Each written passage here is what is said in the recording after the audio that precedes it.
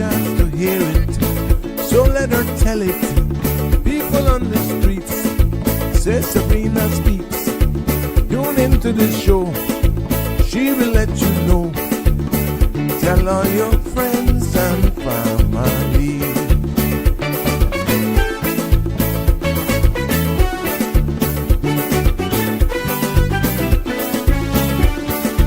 Real talk is no joke. You get the news straight up from grassroots and concerns. You can hear with some people gone. So tell all your friends to tune in to Good evening, Cayman. I'm Sabrina Turner, and welcome to Sabrina Speaks, your daily dose of clarity, truth, and community insights. Every weekday from 5 to 6:30 p.m., we're tackling the issues that affect you, from national headlines to grassroots concerns. Whether you're in traffic or winding down your day, this is your chance to hear it straight and speak your truth.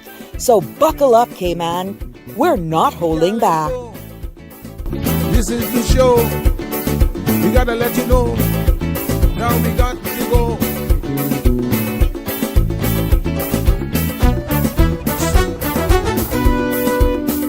And now here's Sabrina.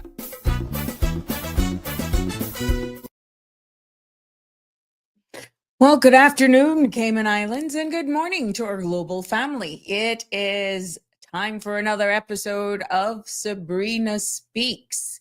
Yes, voices of the islands, conversations for the world, and the podcast where voices rise, stories unfold, and inspiration takes center stage.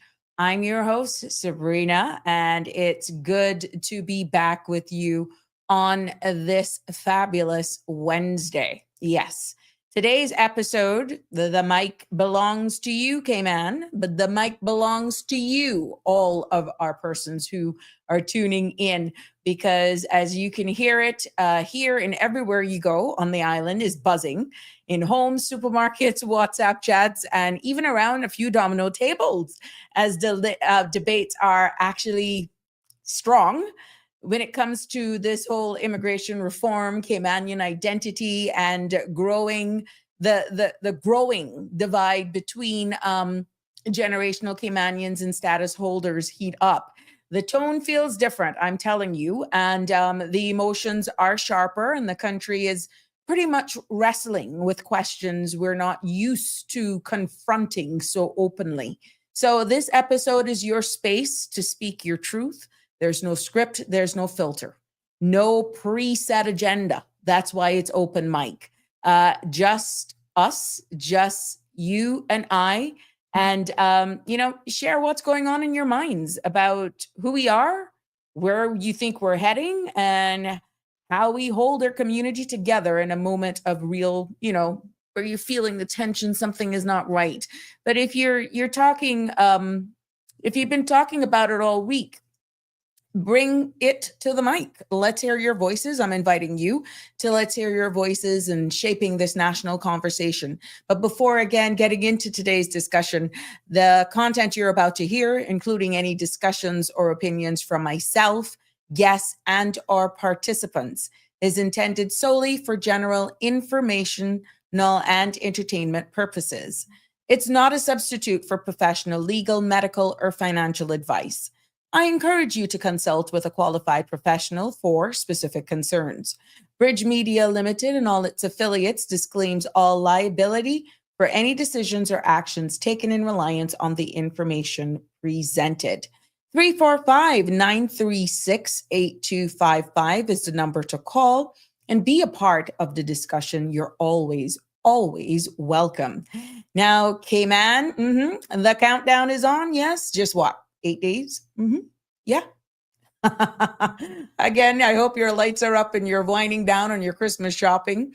I like to count it down myself. But International Lighting, again, got to remind you to check International Lighting, Ed's Plaza on North Sound Road, and also in their Boddentown store. They're having their big sale of 2025. It's the last big sale for 2025.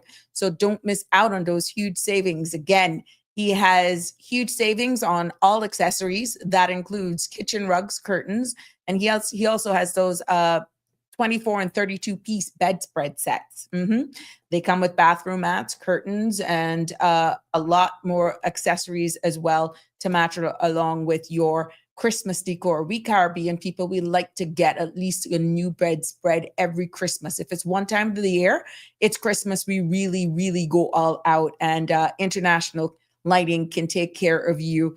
And guess what? There's a bonus, because for every $50 you spend, you'll be entered into winning a draw for a round trip ticket to any Cayman Airways destination.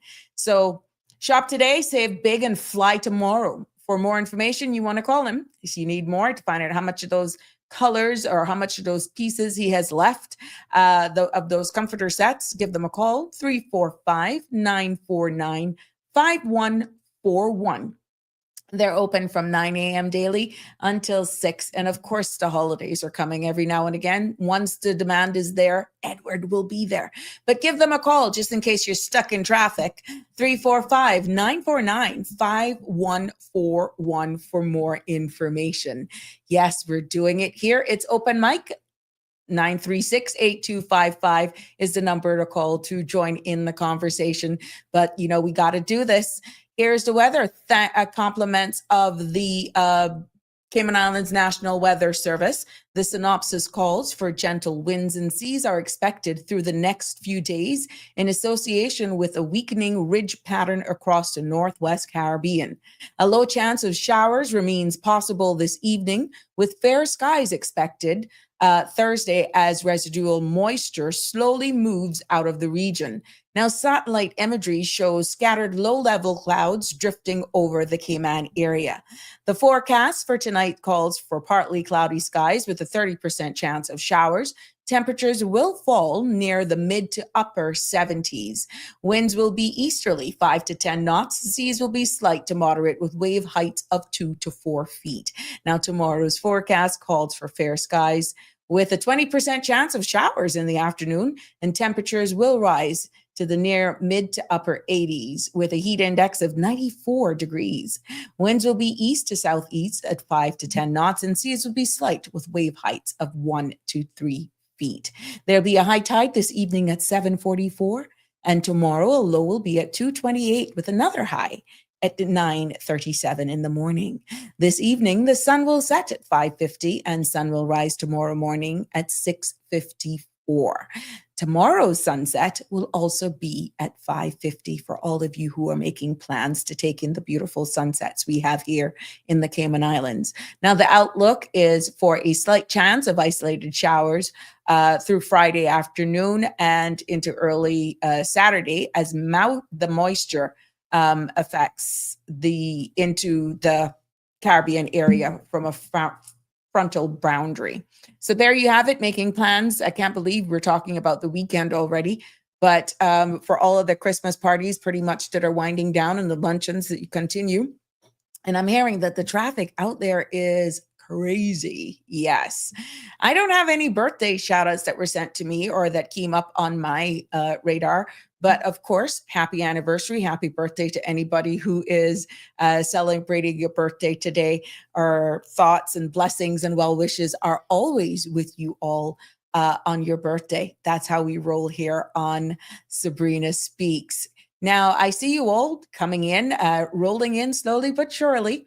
I just want to make sure that you are aware and be very careful when it comes to this holiday season as we wind down and pretty much counting it down. Yeah, I'm feeling the rush myself. I'm feeling trying to, get certain things in the house done.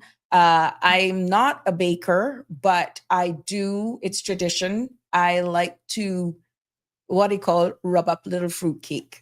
I like to do stuff like that. I usually make a denser version and a lighter version.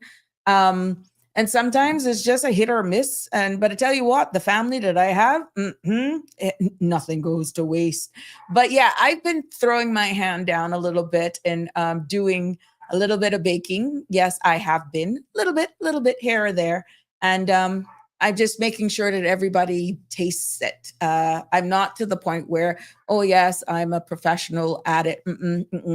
But my fruits soak from year to year, and I just keep topping up with the red label and the Ray and nephew. I keep topping it up. So I have fruits going for years and I just keep topping them up after each Christmas.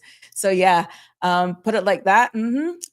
And the rum is not overbearing, but I just want to make sure that as we're out there enjoying the move through the holiday, the busy season, please let's not forget the basic housekeeping for ourselves and our families to keep us safe. Remember, please, lots of persons are distracted very easily. When you leave your home, please double check that your doors and windows are locked.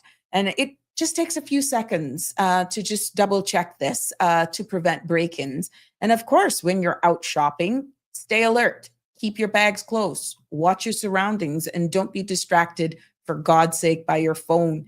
Don't be. Sometimes we're there talking. What did you say? You want it again? I'm here. This one has it for that price. You'd be surprised. You just put down a bag and you're not even realizing you get distracted very easy. So be cognizant of this and remember to be careful of what you share on social media, because posting that, you're away, for example, or just posting how you're decorating your place, you're literally giving people a roadmap into your house. Things and times have changed. As friendly as we want, as much as we're so happy about our decorations and our decor, other people have ulterior motives. And, this season is about joy and it shouldn't be about worry, but a little vigilance goes a long way to keeping Cayman safe and your own personal property. And remember, a lot of us have put up decorations in and around our home. Please, if you got those security cameras and these inflatables, make sure they're not blocking the cameras or these lights that you have. These are little tips, so just double check, make sure nothing is being obscured because of your holiday decorations and that sort of stuff. So I thought it would be nice for me to share that, because I'm out and about. When I do get out, I dread the roads, to be honest, because I know the traffic is horrible. I have friends who are telling me just to be careful and to not come out. Oh gosh, the traffic is horrible. But yeah, but I want people to exercise caution because there's so much road rage that I'm hearing. Or Royal Cayman Islands Police Service is out there. They're doing a number of checks and all that sort of stuff. And but too often our roads tell a different story with all the motor vehicle accidents that we're having. And with more cars, more shopping runs, more holiday events, the stress level I know can rise, and so does road rage, but just keep it together. We've all seen it, the honking of the horns and the cutting off and the frustration boiling over. I know, but there's the truth. A few seconds can save reckless driving and can cost lives, So please, please, please exercise patience and calm when you're out there. And when you see your frontline staff and our emergency services out there, or if you hear sirens, just pull off the road and give them the right of way, because the season, just slow down. Let's give each other grace in traffic. Let's remember that, the person in the car next to you is also trying to get home or to their shopping or to their family as well. So I'm imploring everyone, or reminding you that road safety is everyone's responsibility. And in the spirit of Christmas, choose kindness behind the wheel. Yes, please, please, please, please, please. Anybody wishing for a house this Christmas? I saw an article and put up by the government. Yeah, I saw something put up by the government where it was talking about private-public partnership. Yeah, so if you're wishing for a house in 2026, look here. That might have gotten closer. I got an image that I captured here. I stole this from their page. There we go. Look at that. Yeah, affordable housing has come a long way, challenging, for the Cayman Islands. But look, the premier was meeting with people in the industry, the real estate industry, and these partnerships now signals a fresh momentum.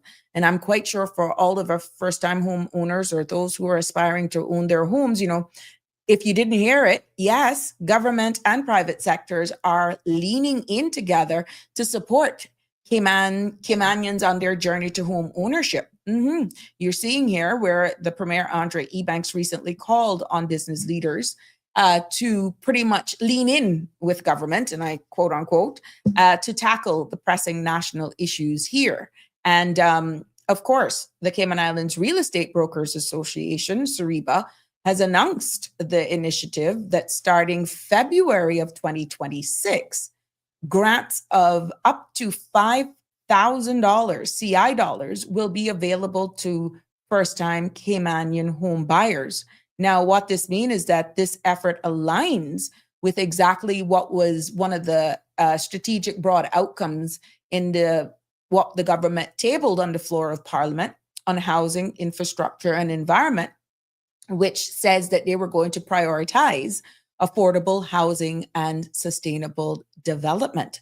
So, yeah, this is a step in the right direction. It is showing where business owners are actually working hand in hand and trying to do their part with the government and then making it more accessible for you, or seeing it possibly closer, one step closer, of all of those who aspire to be their own homeowners. So what this means for Caymanians is, if you're planning, if you're dreaming for owning your first time home, the new support is on the horizon right here come February 2026. And it also shows that when the government and the business collaborate, guess what? Citizens stand to gain tangible ways. So kudos to them. Thank you for the CERIBA stepping up to the plate. And, by combining this public policy direction with private sector resources, we here in the Cayman Islands will be seeing a model where the government sets the vision. Guess what? The business provides the support. And who benefits directly? The citizens. Ladies and gentlemen, this is great news. We're hoping more industries step up to this plate, because this is definitely signaling a shift towards shared responsibility. Yeah, that's exactly what it's signaling. And housing affordability is no longer just a government issue, but it's a collective effort by everyone. So there we go. Congratulations to all of them. And that is one of the New Year's resolutions I'm quite sure that many of us will actually be looking forward to. Yeah. So there you have it. Cayman, the mic is open, 345-936-8255. It's open mic on Sabrina Speaks this evening. So if the topic that's on your mind is, let's say, the referendum, the immigration reform, Caymanian identity, the whole island is talking about it, as I said, upon entry. And we just want to talk about it here. We're going to entertain you today. Let's see who is here with us. Good afternoon to you. Hi, Jimbo. How are you? Hello, hello, hello. Damian Henry. Oh, yeah, boy. Regulars are to class. Connie Bonnie, how are you? Hey, Robert. Marshall. It's good to have you here.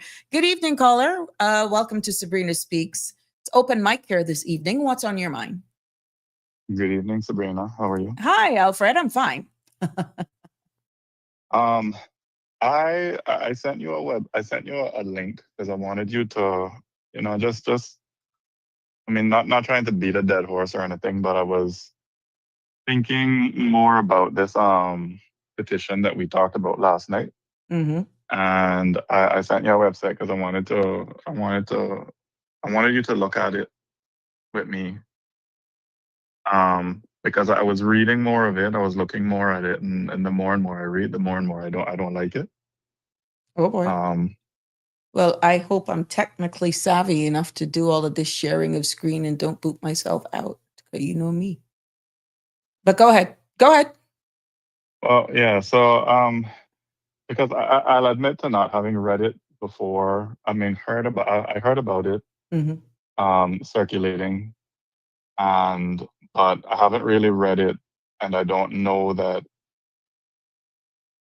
I wanted to see exactly what it was saying, and when I read it last night and this morning, what I found is that it's trying to sell itself as protecting Caymanians, but it's actually a bait and switch.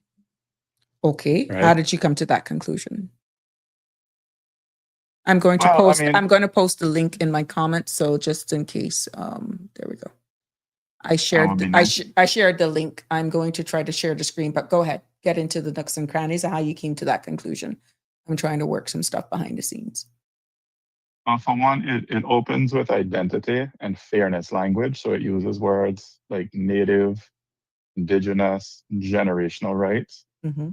And then as I read more, it just pivoted into what I call like almost like this bloodline gating, and then this religious gatekeeping and political control.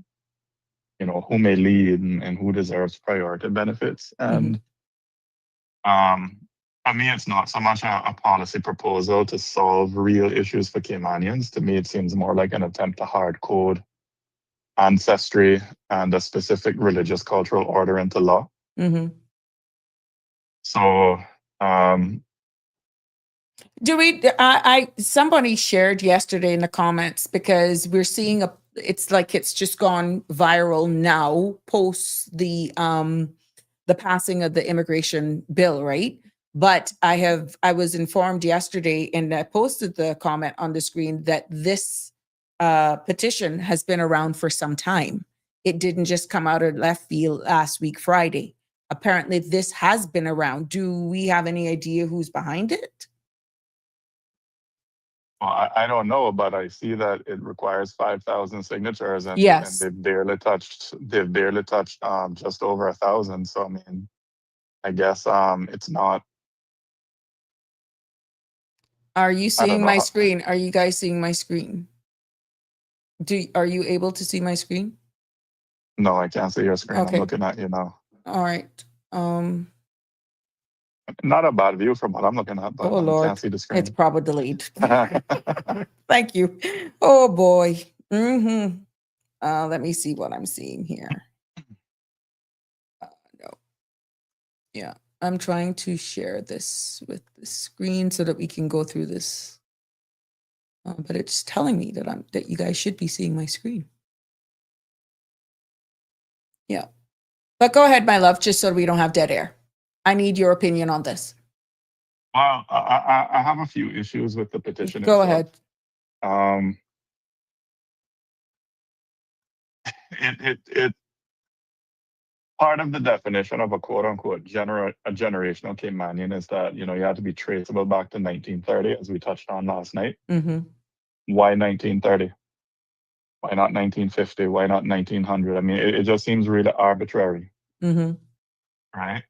And, you know, it had me thinking, it sounds official, but it sort of functions like a trap door, because what now if somebody's records aren't perfect, and does that mean that their identity doesn't count? And I think that, you know, if people were to take this seriously, which thankfully it looks like they're not taking it seriously, Mm-hmm. I mean, this is how you manufacture exclusion while pretending that you're just defining this thing, you know, whatever. Right. So like what you have pulled up there. Mm-hmm. Oh, it worked. Says, Yay, I did it. Yes. Yeah, it works.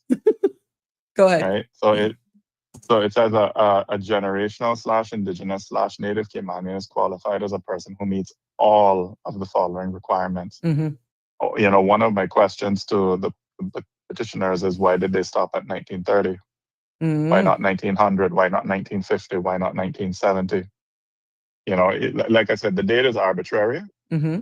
And then, you know, if you have to prove that you have ancestry and the records aren't perfect, I mean, does that mean your identity doesn't count? Well, it's hard to answer that because you don't have the background information on it. I don't know why the magic number of 1930, because if this is just for gathering of information to, let's say, chart the direction or the course for the next tranche of immigration reform, maybe the main fact that you're asking this question will be used as information gathering to determine where to go. Because I can remember for quite some time, persons were asking, why isn't it possible for persons to claim Caymanian status on the grounds of descent going back to great-great-grandparents? It stops at grandparent or great-grandparent. So if, let's say it goes back to 2, it stops right now at grandparent. They're asking, why can't it go back to great-grandparents? And then there is somebody saying, why not great-great? do too. Maybe that's where the 1930 came from. I don't know. I can't speak on this because I don't know why 1930. Yeah, it seems really arbitrary because then you also have some. I mean, I know somebody who's a grandmother right now and she not hit 40 yet. Mm-hmm. Ah. So I mean, if her grandchild's, great grandmother was born in the 1960s or 1950s, I mean, and they've been Caymanian throughout, but because the great grandmother hasn't been, wasn't born at 1930. I mean, let's say they can't prove beyond that. I mean, all of a sudden now that person is not a generational Caymanian. I don't know. I just have an issue with like, why did they pick 1930? I don't know. Right? Well, without it being identified as who's behind it, maybe that's why the numbers are somewhat low at this time. Maybe it's because it's the season as well. We're having, but I know one thing for sure, it's actually being talked about. It's being talked about in conjunction with the immigration bill that was recently passed. And I think a lot of people are actually getting the two mixed up because some of the questions that are being posed here, like the definitions, people are actually getting it mixed up with the definitions of what they're thinking in the new bill that was just passed. So it's two separate conversations. But for some reason, it's getting intertwined with the bill that was just passed. Well, another issue I have with the petition, I mean, just taking that at face value, is the petition seems to frame. Actually, no, it doesn't seem to frame. It does frame Cayman as having a quote unquote Christian foundation, and then warns that otherwise, someone of another religion, and it explicitly calls out Muslims, right?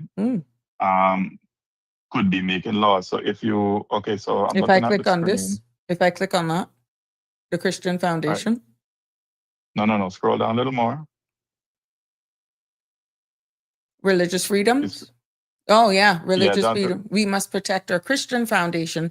Without this definition, someone of a different religion, example, Muslim, could be making our laws. Oh, yeah. All right. So, I mean, this is where the petition steps in it really hard, right? Because it isn't arguing competence, policy, or governance, right? It's implying that certain faiths or people of certain faiths are inherently disqualifying. So to me, it reads very much as it turns quote unquote protect Cayman into protect Cayman from those people, whoever those people are. And to me, it comes across as panic written as law. And in my view, it's also strategically self-defeating because even people who love Cayman's Christian culture can see how dangerous it is to tie political legitimacy to religion. Right? Right. Another problem I have with the petition is that it talks about wanting priority access or given priority access to housing, trust, and scholarships for again, these generational Caymanians. But, people are most squeezed by cost of living. The people most squeezed by cost of living are the young Caymanians, the Caymanians without perfect paperwork, because some may be excluded. And then again, you have families with mixed backgrounds. And I kind of feel like that was excluded by design. And if the goal of the petitioners to ease pressure, I think you need to prioritize need and Caymanian status and not necessarily this bloodline purity. Right. And all this petition is going to do is it's going to guarantee resentment in every direction. And you're feeling that with the somewhat tension and the heat of some sort of divide, there's one thing of defending who we are or preserving our identity. But as what is stated here with the religious freedom part of it, that is caused. That's even more separation. Whether or not you want to like this religious, this grouping, however you want to categorize them, that isn't neutral ground. That is singling out, even though they used it as an example. All right. So, I mean, after stripping away the fear, right? Because to me, this whole thing just reeks of fear. Mm-hmm. And uh, after you remove, this bloodline test, and you remove the religious warning, and you remove the leadership exclusion, and you removed this sort of unsourced demographic padding, what do you have left? Yeah. Not much. Interesting. Right? You look at the leadership requirements. Members of Parliament, Premier, and Deputy Governor must be generational Caymanians to maintain our cultural and religious foundations. And then when you go down to the religious freedoms, that's where that comes in. So you got to really look at all of them to see how they're tied in. Mm-hmm. And to me, the petition isn't a coherent reform package. Mm-hmm. I mean, it's like a status and identity manifesto, in my view. Mm-hmm. And if the real concern is Caymanian security and identity, Mm-hmm. we don't need that term generational Caymanian as a rights-bearing class, right? What we need are enforceable workplace standards. I believe Siobhan talked about bullying in the workplace. That's also a real thing. Enforceable anti-bullying protections, transparent Caymanian hiring and promotion pipelines, Mm-hmm. housing supply, affordability measures, infrastructure-linked population planning, cultural investment into our language, our dialect, our heritage, into the national curriculum, and clear immigration rules that are predictable and fair. So I don't think any of that requires turning Caymanian into a ranked bloodline. Mm-hmm. Hmm. So yeah, I mean that's my soapbox for the evening. Oh, no, I thank you for bringing this up, and thank you for pushing me to do this so that we can have it on the screen to see exactly in detail what the petition is saying, because it asks this part about the cultural preservation. We are concerned that our culture, way of life, and Christian values will be lost if determined by non-generational Caymanians. But caller, we have persons, Caymanians, who are right now born into homes of Christian foundation, have found themselves going off for tertiary studies and have changed their Christian beliefs and are now into other groups, such as Muslims. What do we say? That doesn't take away from them being Caymanian, whatever they so choose. So even with this part of leadership requirements, we don't know if members of our parliament or deputy governor or premier, at the end of the day, if their beliefs change and they become one of these other religions that is not what we traditionally raised up being. So what are we saying? Are we saying that is quite interesting.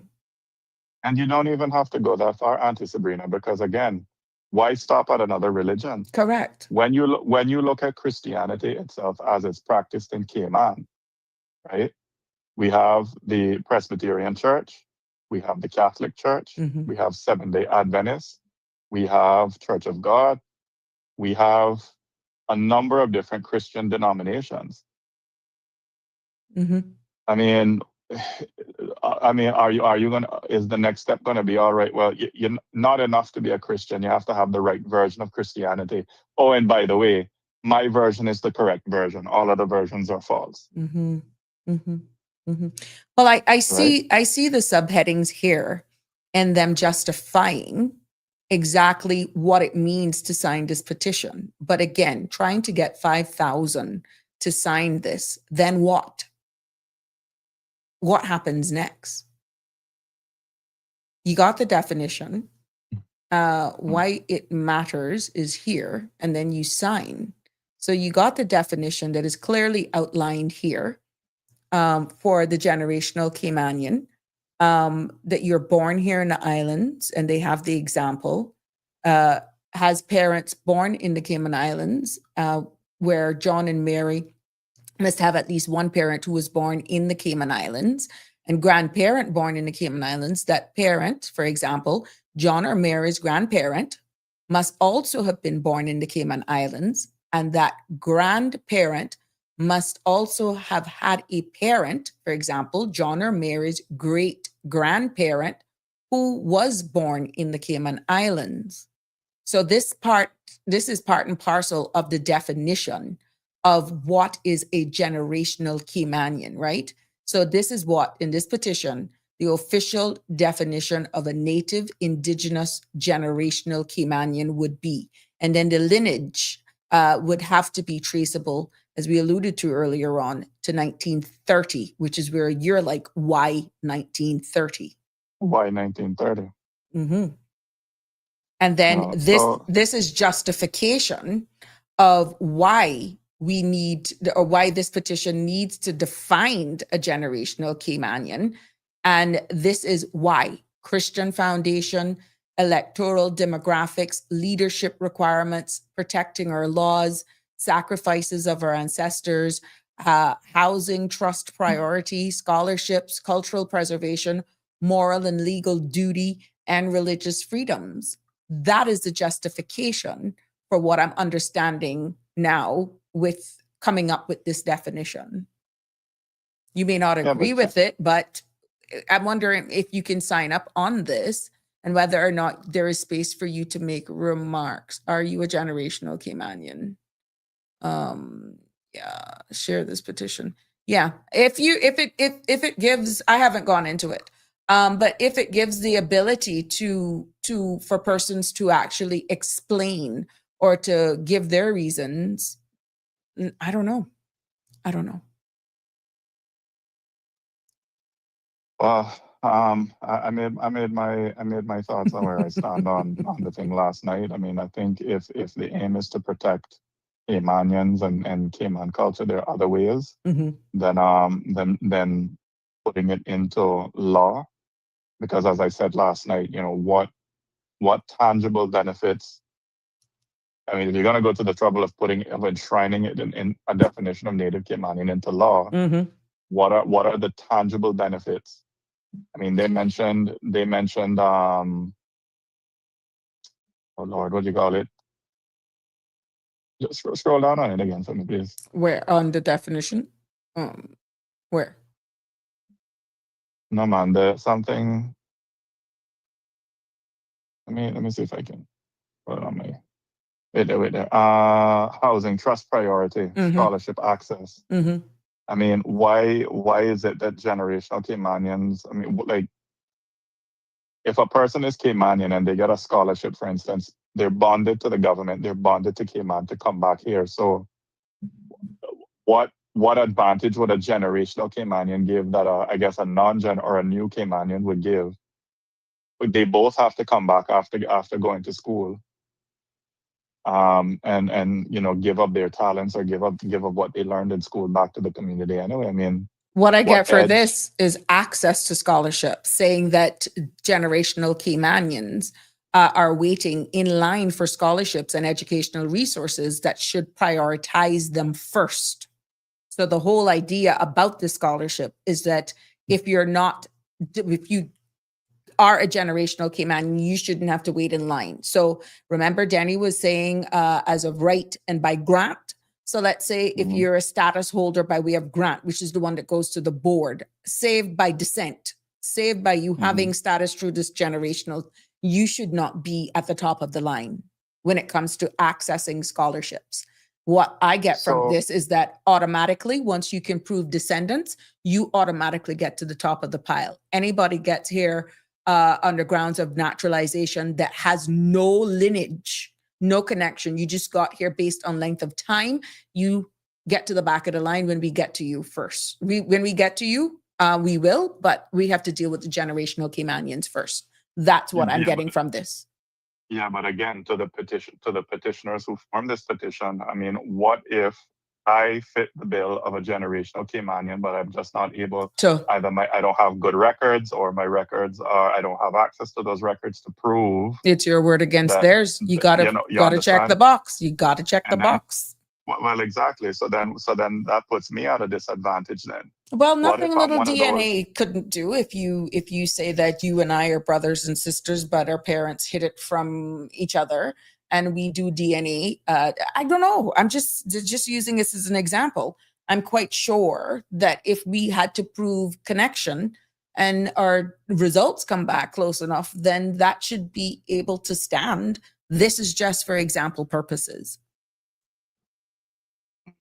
Because sometimes even proven on the grounds of descent, save with the current law right now, there have been instances where the board has considered sworn affidavits from persons to support other people's applications on the grounds of descent, and the board can use those sworn affidavits where sometimes the names are a little bit off or they don't align.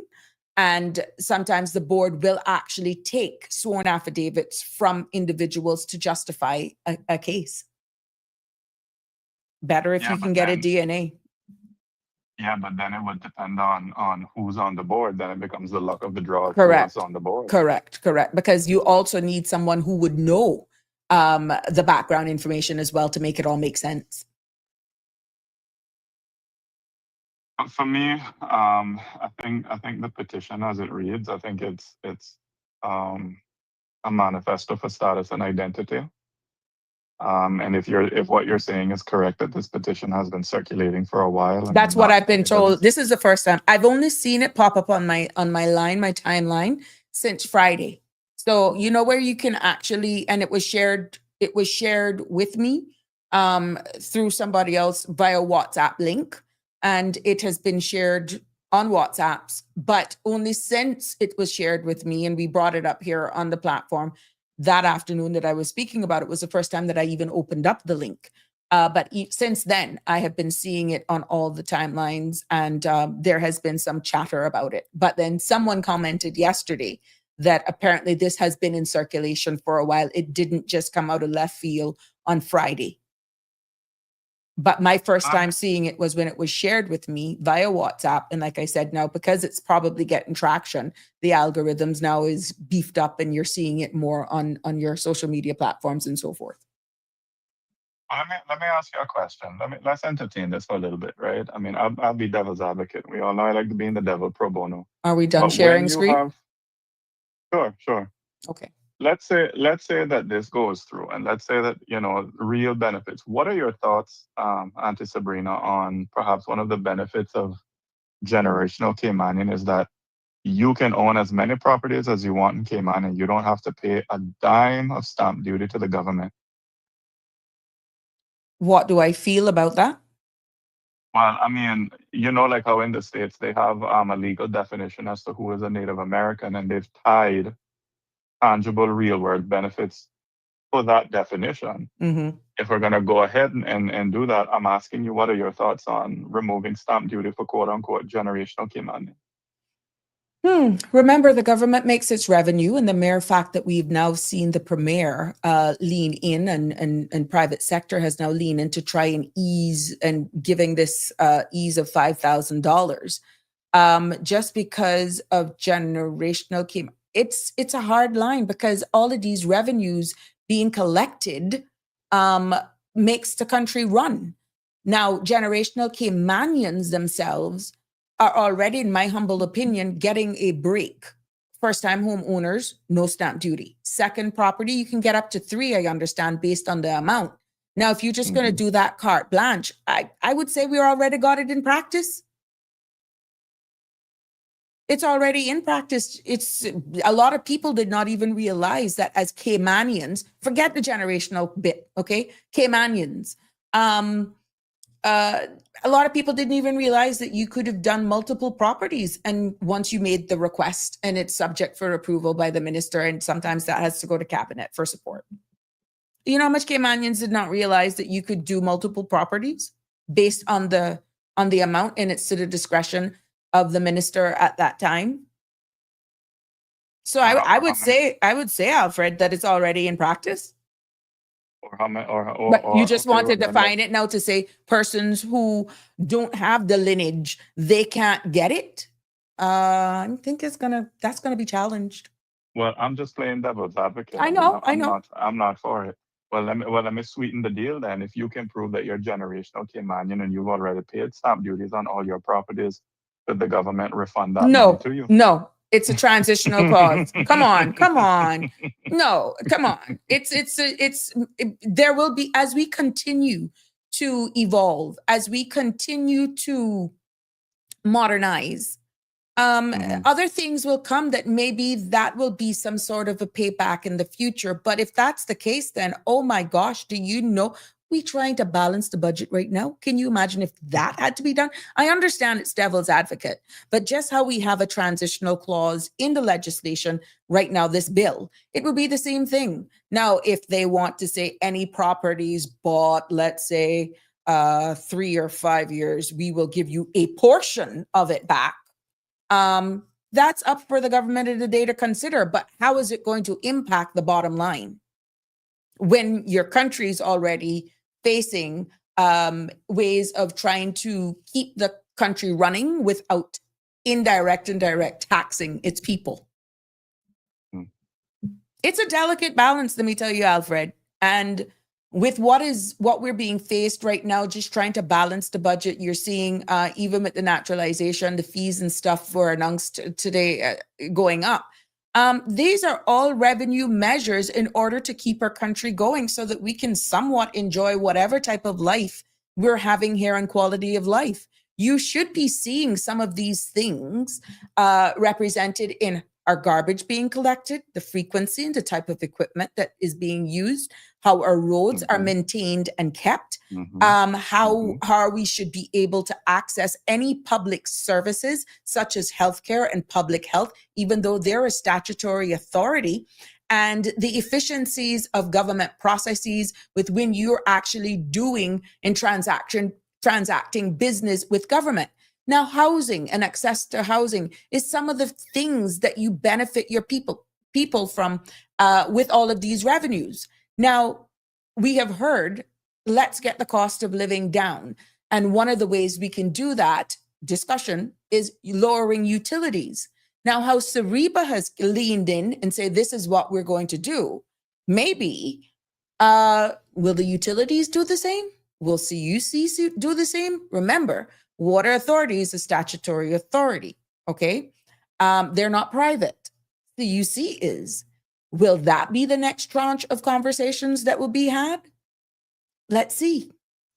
Will the Bankers Association then look at collaborating now that we have Sariba on board and all that sort of stuff? Will the Cayman Finance and the banking, they all look at doing things that makes it easier then for generational Caymanian, however you want to call us? Will there be something else would there be a different set of interest rates then?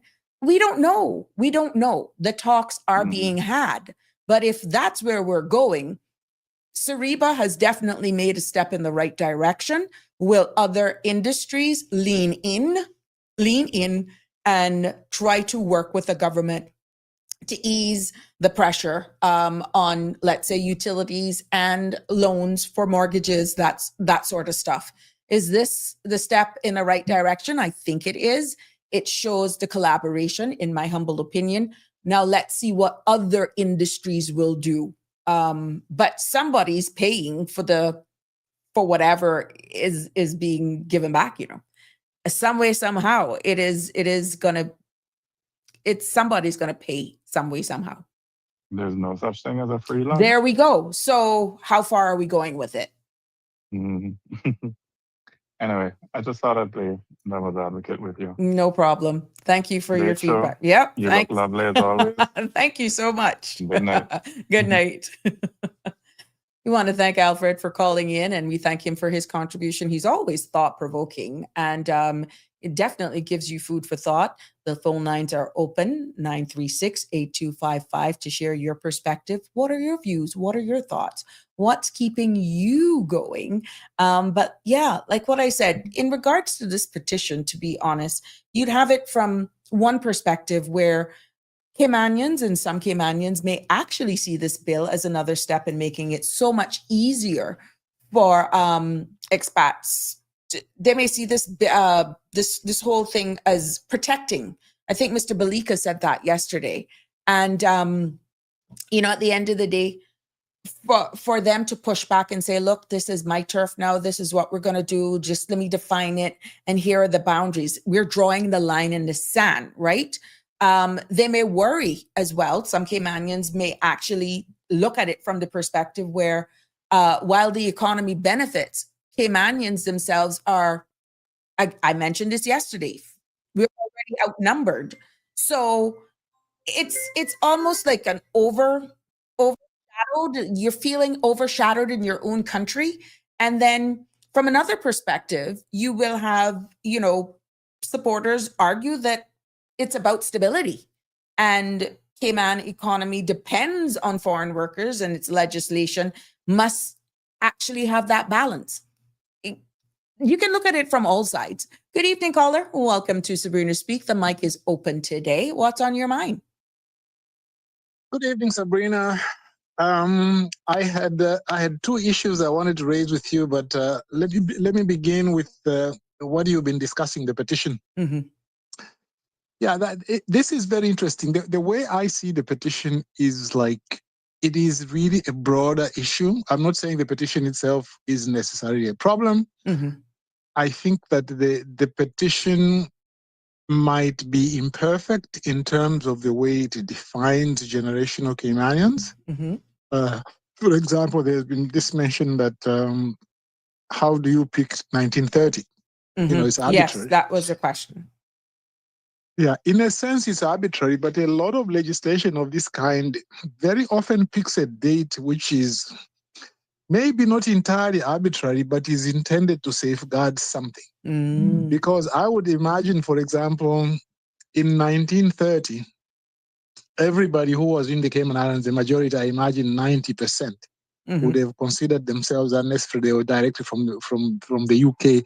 But anybody who was here in 1930, the chances that they were here for a couple of generations, and there is a certain nucleus of people who are considered to be Caymanian. So as much as I appreciate the point that it may be somewhat arbitrary, but it's only somewhat arbitrary because it is trying to say those who have roots in here, starting from about the time that Cayman started being a nation, those are the people really who form the nucleus of the society. Mm-hmm. So I do see that is not a fundamental problem, and neither is the other aspects of the petition. I do notice that there are some issues there as well, like the parentage. Why do we go only to a great grandparent or something like that? Mm-hmm. All those issues, the way I see them, are issues that can be discussed and a certain common denominator arrived at. Mm-hmm. Because I think to try and deny that there are certain people who call them generational Caymanians, call them like Roy Borden established Caymanians, or call them, as Danny Warren calls them, Caymanian, as distinguished from New Caymanian. There are certain people who are considered to be the core. And those people, clearly today, when they say, we are a minority in our own country, what is the yardstick they are using? There is a certain perception. There's a certain perception that there are certain people who are considered to be real Caymanians, and that if those become a minority, that is a problem. So you can't deny that there is a certain core group to whom the country originally belonged, and that those people are feeling today that they are being pushed aside. Now, the other thing about that is that this has become really an issue because successive governments have not dealt with the issue of giving Caymanians advantage in the workplace and ensuring that they limit. Yeah, exactly. You see, if you go to a big country where, say, 90% of the people are considered to be nationals in a historical sense of that country, and they say 10% of naturalized people, this issue wouldn't arise really. Because the people will know that 90% of us are generational in this country. We trace our lineage to this country. The 10% who come in, well, they are a small group. They are not overtaking us. And so they are not a problem. They will be tolerated and maybe even celebrated to some extent. Okay, so I really think that the petition. Well, first of all, I also doubt that they will reach 5,000. Although I don't know, because from my other social media groups, the Cayman social groups, the people are divided about the petition. They are divided about, precisely what your previous caller was talking about, certain aspects of it. How are you going to define this? I've read some people there saying, well, but you see, how come they're saying it should be your father, not your mother? And me, I'm not born here, and so on. And these are people I know personally, and I've always considered them to be Caymanians as of right. But I think that the issue should not be to say the petition is a problem. I think the issue should be more to try and tweak the petition so that it can appeal to a larger group of people who've got a historical ties to Cayman. So that's it. Now, we see they now come to the current immigration law, Immigration Amendment Act. I mean, it's really a shame that it was passed in this form. And today I called one talk show host. I won't call his name. And we were talking about this very thing. And we were talking about the transitional provisions. How are they going to apply? And I told him, I said, you know what? Now, I was in a very emphatic mood. I called the people in government traitors, but I won't say that on your show. But that's what I called them. No, on you the other didn't show. say it at all. No, I didn't say it at all. I didn't say it. So you see, so I said, look, what they have failed to do in the other law is they have failed to have the proper transitional provisions. I told him, I said, the way it is written at the moment, if I'm in Cayman in February 2026, I'm in Cayman, and this comes into effect in March. In 9 years' time, what is the period now they are prescribing for PR? Is it 9 or 10? You have to make the application by 9. By 9, By the end of your term limit. You have to have a submitted application for PR before you reach the end of your term limit. And we all know term limit is now 9 years. It is now 9. So what it means is that if I come to Cayman in February 2026, my limit is not 8 years, which it is now. It is. My limit will still be under the old law, meaning that in 8 years' time, I can apply for PR under the old law. Okay, and then if you are applying for status, and you came to Cayman in February 2026, now the currently status is 15 years. So if you count 15 years from 2026, it takes you to, I think it's 2041. You can come back in 2041 and apply for status under the current law, not the one they are bringing in force.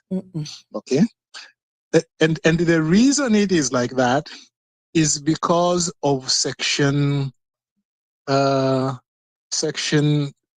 It is okay. It is. I'm looking at it now. I'm just trying to scroll to the transition. It is the or new section. Yes, the transition, which is section 35 of the bill, is clause 35 of the bill, which inserts a new section 83A. Now, if you go to 83A, uppercase A, the number subsection 7, it says, notwithstanding anything under the Immigration Transition Amendment and Validation Act 2025, meaning this very act, the term limit of a person who, A, was a worker under the Principal Act, and let me jump to the end, shall continue to run from the date on which the person became a worker, and the end of that person's term shall be calculated based on the date and time, whatever, in accordance with the Principal Act. So in other words, if you were a worker under this act, your period of time will be considered again under this act, under the current law. Okay, again, so this is the provision which is essentially saying, no. For all of you who are here before this act comes into force, the old law continues to apply to you for the next 9 years, for the next 15 years. Now, the reason I bring it up and the reason I mention this person I was speaking to is because the other person said, oh, no, the only people who will be grandfathered in will be those who have already applied and those whose cases are going to judicial review. Now, there is a provision specifically talking about those, in the same section. But what he didn't seem to know, and this is the knowledgeable person, he didn't seem to know that actually people who are here in Cayman up to now will always apply under the old law. Now, why again am I emphasizing this? It is because the government has not really explained. Yeah, because when first they announced it, when I think it was the premier and the deputy governor went on, and this is like what it was the first press conference, they said this will not apply to those people who are already here. They said that specifically at the time. And I think that's what they've written here. So people have asked questions. I know that when I was watching one of the town halls, I think it was Daniel Warren Jr. who asked the minister, say, when you say that you exclude those people who have already begun their journey, what do you mean? The minister didn't quite answer that. But the way it seems, when they say those who have begun their journey, they just mean people who's who are already here. Yeah. And a lot of people do not understand that. So anyone who is here now will always be preserved based on what is explained, will always be preserved under the old law. Everything that was explained under the new law that is expected to come into effect in March will only impact those individuals who are on island, legal and ordinary resident as at the date in March it comes into effect, or an application received by WORC or otherwise on or after the date it comes in effect in March. So let's say it's the 1st of March. If your application is received on or after March 1st, you would be under the new law. Under the new law. Yes. Or if you came to Cayman on or after the 1st of March. Yes, then this would imply. But if you come 24 hours before, you would be preserved under the current law. Exactly. And what it means, therefore, is these two aspects, PR and status grants, will not begin to bite until at the end of 9 years. 9 years. Then 15 years. You will not see the impacts for 9 years and 15 years. So that's going to be a jolt. Don't care how you look at it. At this time, we will not see the impacts for 9 and 15 years. So we have a double tranche. We have 2 licks. First lick is at year 9, and the second lick is at year 15. Yes. And you see, the problem then is that when you say, what have you done for now? Not very much, to be frank with you, because the principal part of the legislation was to limit status grants and PR grants. And when you say these now are all delayed until the 9th year and the 15th year, you haven't done anything. And then what is the danger? The danger, of course, is that the population in Cayman keeps going up. Yeah, it keeps going up with, and hold on, remember, we still don't know the backlog pretty much of what's still outstanding. I stand to be corrected because the stats that we were granted or stated was those applications that were approved. Do we have stats as to how much are still pending? I stand to be corrected. That's the other thing. Well, yes, we haven't been given those statistics because usually I don't think they would give on the ESO website, they would normally not give those which are pending. However, in the process of discussing the legislation, that is a relevant point. The minister should be able to have gotten those statistics and be able to say, okay, guys, he did give statistics about the last 10 years. Okay, fine. He should have given statistics also for the beginning this year, the first 3 quarters. how many PRs and status grants have been given. And then you would have said, okay, in terms of what's pending as well, these are the figures I have as of this date, so that people know exactly where these figures are going. I believe personally, my guess is that perhaps there might be a reduction of grants, maybe 15%, but even that I doubt. The chances are that even if there's that little reduction, I think overall in the next 9 to 15 years, there will be an increase in PR and status grants because the population it will be increasing.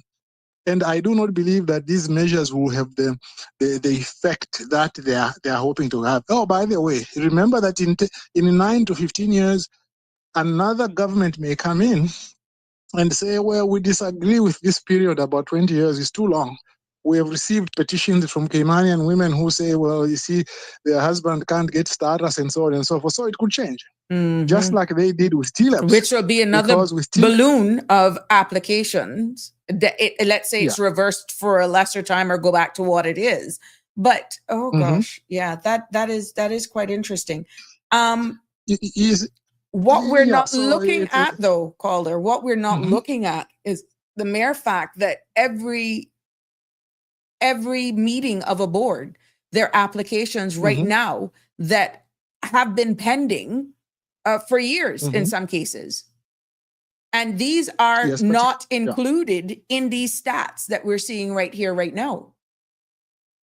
Yeah, they're not included. And there are some which sometimes they've gone there and then they ask for further information, then they are delayed a little bit, and there are all those. It goes back, Sabrina, to the transparency of this whole matter. But let me touch the second issue I was going to discuss, which is the one about marriage.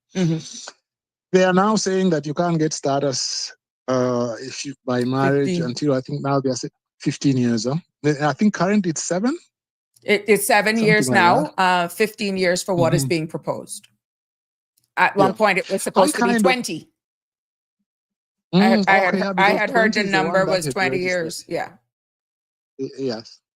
See, I kind of gravitate to the view of the Honorable Kenneth Bryan when he said that one might be unreasonable. You know, that to say you can't get status through marriage until 15 years.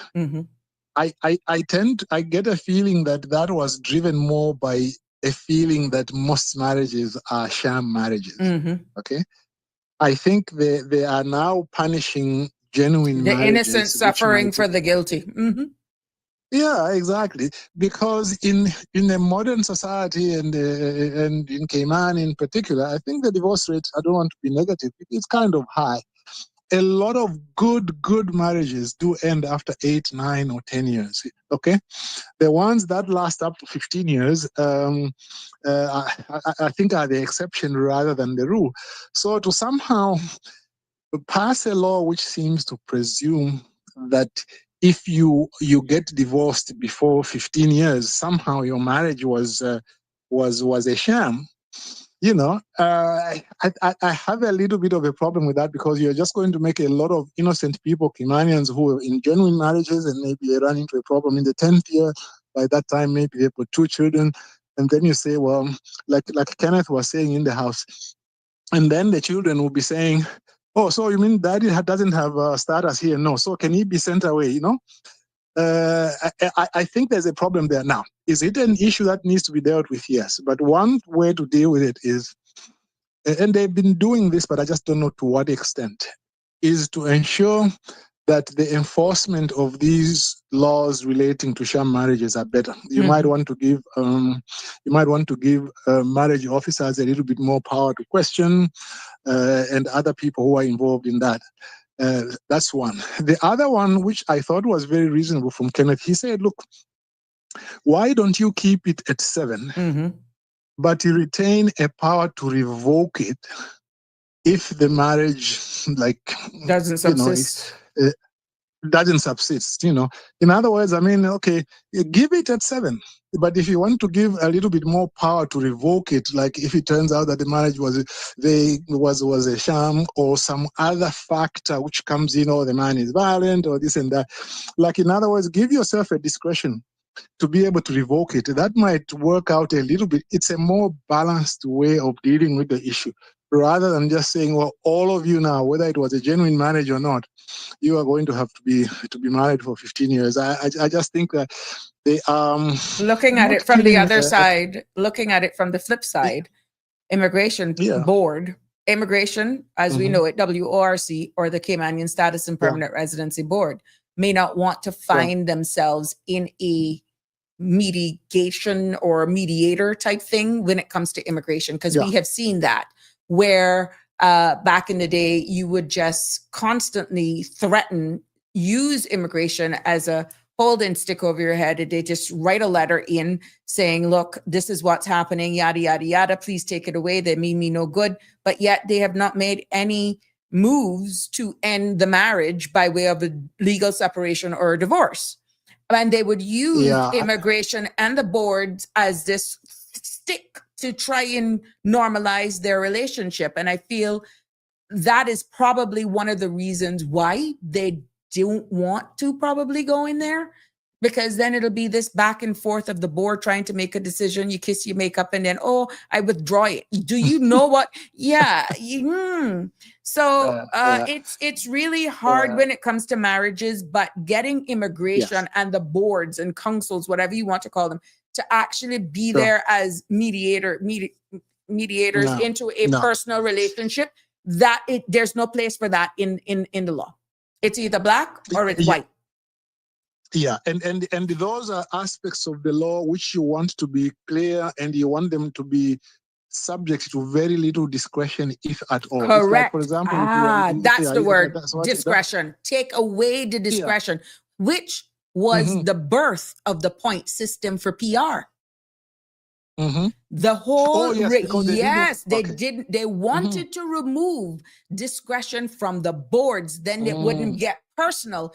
And then that's where the point system, either black or you're white, you either got property or you don't have property, and this is how much the property has. They wanted to remove discretionary measures from a board so that there would be less accusations that you bought out a board or this is your government. So anybody now who's applying for PR, if you're friends with this one, friends with that one, you would get it. So if it was a rigid system, whether or not it worked or not, the point system says, babe, A, B, C, D, E, F, G. You either make the points or you don't. Then you can't really point the fingers and say, well, the board took favor of me, and you understand? So that word discretion, Mr. Balika, is the impetus of why certain things were put in place from back in the day. Actually, you know what? I'm not quite sure that I even knew that. I'm just learning that now. But I do see how, once you say, well, these are the number of points you get under each category, the amount of discretion is reduced. Okay? Correct. I mean, there will be cases where, for example, they say, okay, for postgraduate education or whatever, it is 20 points. When you get it in there, like if you appear, very often they'll give you 20, but if they think you are not quite, like it's not the best postgraduate, they might give you 15 and so on. But still, the discretion is reduced. Exactly. Because they far reduced. Exercise it. I remember one time speaking to somebody who was on the immigration board, and they were telling me that there were times when they would try to get to their car to get home, and the Caymanian woman comes to them and they say, how come you renew the work permit of that person who is, dating my husband, and it was a very, very difficult time, I understand, because sometimes you will know this better than I do, like some women used to write to the board and make allegations, and then the board would make a decision. But then the person who is being accused does not know that the accusation was made. And they just got a mindful to revoke, mindful, it has come to our attention. And we're minded to revoke, and you show us cause. But then, so I understand that's how that amendment came in, to say that if there is an anonymous or a letter which comes in or some communication to say something about why your work permit should not be granted, you should be told the essence of that allegation so that you've got an opportunity to respond to it. Because I think now that is in the law, and it arose from some legal advice which the AG gave, to say you can't revoke on the basis of a reason which you haven't given to the person who is applying, so that they can have a chance to rebut it. So, well, but I think, as you're saying, you want to reduce the amount of discretion, and we'll see how this is going to work. But we still don't even know. I just remember we had said that you won't see the impacts of this reform for 9 years and then 15. Mm-hmm. Now we may see a decline in even PR applications if the PR point system is revised, because we still don't know if that's a part. We don't know. We don't know if that's going to be amended. We don't know whether that is. Yeah, whether that is going to be amended. I know that they've at least spoken about. They say they want to remove the property requirement. Mm-hmm. But beyond that, I think they've also said, as you are saying, that they want to really look at the whole system and see how that's going to work. Go ahead. Yeah, but to be frank with you, I'm not even quite sure the extent to which the requirement for property is responsible for the increase in prices. I'm not quite sure. I haven't looked at statistics. My suspicion is that the main reason why prices are very high in Cayman is, of course, it's an attractive destination. Supply and demand. Exactly. And because it's in the U.S. market, you see, it's not like the BVI where you can't buy land unless you are a belonger. Anybody can just come and buy land. Mm-hmm. And to me, I think that is a greater factor in the price of land and housing in the Cayman Islands than the property aspect. I think the property aspect also it contributes to it, but I just don't think that's the main thing. But again, that's not to say they shouldn't deal with it, but I think they should deal with it, but just realize that it is unlikely to have a big dent in bringing prices down. You see, under the current regulations, it says that you should show evidence where you've invested in developed real estate, showing where you have put 20,000 CI. And that could include stamp duty, closing costs, any upgrades. Let's say I bought an apartment, and once I can justify and provide receipts that I put in addition to other stuff, I did upgrades to the property, and I can justify it. That can go towards actually getting points. Let's say I bought a raw piece of land for, let's say, 15,000. I'm just pulling numbers here, but I used another 5,000 or 15,000 to put fill in it. Once I can prove that aggregate went to that could go towards your investment. So the 20,000, those were some of the things that the board could take into consideration whilst they're considering an application back in the day. But to say the supply and demand, I've heard conversations where they're saying this stockpiling of property as well is posing a problem. And then you had the Airbnb as well. And then you've had developers building, but it wasn't building enough for locals to be able to afford.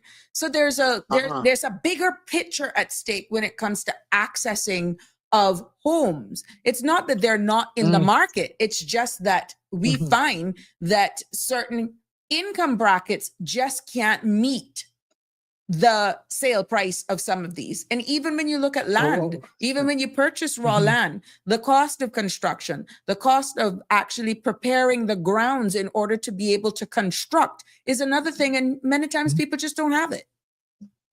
They don't have it.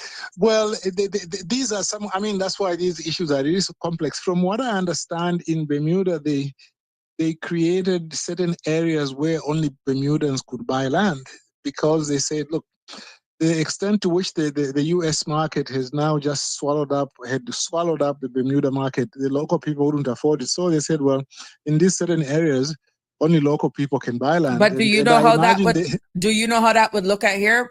We Caymanians be saying, once you can afford it, we should be able to buy and live wherever we want. That's putting us like on a plantation. Just spin it based on how our culture is. And I stand to be corrected, but right now, isn't Bermuda having problems right now, despite all of the things that they did to protect their own? It's not right now. They're feeling the punch of persons wanting to invest, I stand to be corrected. Mm-hmm. Yeah, I don't have any information on that, but I wouldn't be surprised because the last election they had there were some land issues. I know they were discussing. I don't know whether this one was part of that. But you see, I mean, that's why legislation sometimes is so hard to do, and that's why very often what you want to do is have a regulatory impact assessment to say, if we do this, are we going to have what are the chances of us solving the problem? I would have loved to see some kind of study which says, okay, how many people buy land in Cayman who are not local people and later on apply for PR. That would be interesting, because you see, my view also is that a lot of people who come to Cayman, particularly those who are professionals, want to buy land anyway. Okay, want to buy a house anyway because they don't want to stay for 8 or 9 years and are paying rent. They want to buy a house anyway, and since they put the chance to buy a house without being without having starters, I mean, the most natural thing is as soon as you come in, you want to buy a piece of land. Now, how many people really buy land purely because they want to apply for starters? I don't know that there are very many. But I mean, that's a legitimate area for government to look at. But I think they just have to realize that it is unlikely to have the big impact on reducing prices that they might be thinking. I think the real impact is coming from the fact that anybody from anywhere can come to Cayman and buy land and buy a house. Well, I'll leave you there, but Sabrina, thanks very much for the time as usual, and always thought-provoking to talk to you. Well, I'm hoping that it's always a pleasure for you to contribute to this space, like it is everybody. And we're hoping that what we've been doing in the past couple of weeks will actually create that opening where persons would feel just as confident as yourself, Denny, Siobhan, and anybody else who wants to actually come on, that we will see an increase in these discussions being had here. But I want to personally thank you, as usual, for weighing in, and we appreciate you. We appreciate your feedback. Well, thanks very much. Thanks very much. By the way, I really liked your discussion yesterday. I know that the three of them were not agreeing. I agreed more with anybody, but the discussion really was very insightful from all angles. I really enjoyed that. And one of the feedback, I get a lot of feedback, but it's not questions, it's more compliments, because they can see it from all three perspectives. And I'm like, well, what's your questions? Do you have concerns? No, they're just like, keep it up.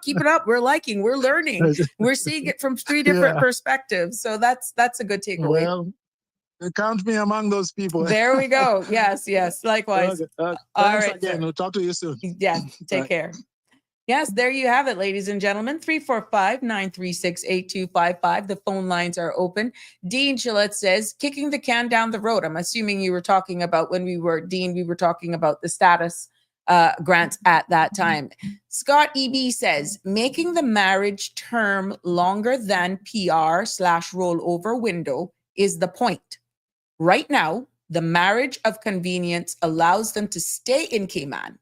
By making it after the PR threshold, it will deter marriage for residency idea. Yes, to a degree, but what happens, Scott, when they have these babies and they can prove that they're actually a part of the children's life? I see the deterrence, don't get me wrong. We see the deterrence, but the big thing now, why penalize those legitimate marriages for persons now who are in it for the right reason? They're feeling as though they are being penalized because of this new legislation and what it will do for spouses of Caymanians. You have some that'll say, look, I didn't marry for status. I married for love. Crap happens and we just got to go our separate way. Then we'll have to go. If it works, it works. If it doesn't, then we'll have to cross that bridge when we get to it. Will we now see the conversation come back up now where there's no fault to the marriage law come in play? Will that be something now that comes on board? That's a total different piece of legislation that there have been discussions, and I understand that there is a piece of drafted legislation for the implementation of no-fault divorces. Right now, we've spoken on that before here in this show, that it's unreasonable behavior, separation, adultery, and that sort of stuff But what if two persons realize that they can't make it and there's no fault? We've just decided amicably we're going to do it. That is one of the sections in the law that which persons are actually asking for. And I know persons who are in the legal field are praying that that is one of the pieces of legislation that comes before Parliament and is given the green light to go. Because on one hand, they're saying you're forcing persons to either go to have an adulterous relationship, or you're giving. It's hard to prove unreasonable behavior unless there's something really bad, and they're feeling that no fault could be something that makes the whole transition amicably and persons would go through. So let's see if that's one of the things, Scott, that comes on the table. Denver. It should be that Indigenous Caymanians only can purchase land in many areas of Cayman.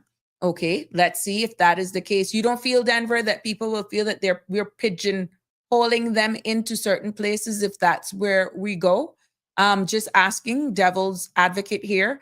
Once you have the money, you should be able to, but I get what you say, earmarking, Denver, earmarking pieces of land that only Indigenous Caymanians can purchase. Take your comment. Wake up, Cayman. Cayman has no land to buy or very little. It's existing properties we have. Now, I think at the end of the day, you'll probably have to look at developed real estate and undeveloped, because there's a lot of land here, but how much will be bought? How much is owned by government? Or if that is going to be the case, Denver, as you alluded to earlier, would government then have to purchase X amount more land and have that earmarked for just Indigenous Caymanians? Bearing in mind, the Minister J. Ebanks has a number of places where, you have these affordable homes, but breaking it down into Indigenous Caymanians, generational Caymanians, and all that sort of stuff. Once you're Caymanian, you were able to actually get in under the National Housing Development Trust. So again, there's a lot of tweaking that is going to be needed from this, Denver. If they are in a marriage for love and not convenience, it should be no problem. Yeah, that's why I said at the end of the day, if it don't work, it just don't work. Dean, Cayman will forevermore remain a minority from this day going forward. We're already there, Dean, because we're not having children fast enough to really keep up, to be honest. Now, to tell you that that isn't a possibility, that one day we will no longer be a minority, we are going to have to possibly be paying persons to have children, incentivize persons. And how are we going to deal with that from a national perspective? That's something maybe the government needs to consider. So yeah, let's see how that's going to go. So what? Cayman is only so big. We must protect ourselves. I agree with you, Denver. I agree. And this is why participation in discussions of this nature is so important, that we hear all of your perspective. But at the end of the day, somebody's seeing it from a different perspective. Somebody else is seeing it from a different perspective as well. It has become very topical because I think people are now being more in tuned, being more informed, and persons are asking the right questions. Individuals, common day-to-day members of civil society are actually having sound conversations around tables, and we are waking up. And I feel that at the end of the day, we are at a turning point here in the Cayman Islands, where you have been empowered, you have been emboldened, and you are asking the right questions. You are coming publicly and you are making your comments. And trust me, people are listening. Leaders are listening. And when more of these types of discussions are being had, and you can present your view, the other person present their view, and then you look at what the government is actually presenting, and you all hash it out, which is why speaking is so important, which is why spaces like this is so important. We need your views. We need your opinions. And trust me, they are listening. Wake Up, the Cayman Islands is saying, hello, Miss Sabrina. At the end of the show yesterday, you spoke briefly on dual citizenship. Could you elaborate on that a little more? Yeah. Oh, I did. Yes. There was a question asked whether or not we could have dual citizenship, like somebody gets Caymanian status, whether or not they would have to give up their citizenship from where they're coming from. The answer straight up is no. They do not have to give up their birthright citizenship when becoming Caymanian status holder, because of the mere fact that we are a British Overseas Territories jurisdiction that allows dual nationality, dual citizenship. So it's because of that very same nature that the Cayman Islands, it is a British Overseas Territory dependent jurisdiction. They allow persons to have dual citizenship. In many cases, people have 3, 4 passports. It all depends on the country where is issuing their passport. In the Cayman Islands, our Cayman passport is a travel document. It doesn't make one a citizen. But outright, plain and straight, because the Cayman Islands is a British Overseas Territory jurisdiction, persons are allowed to hold multiple citizenships.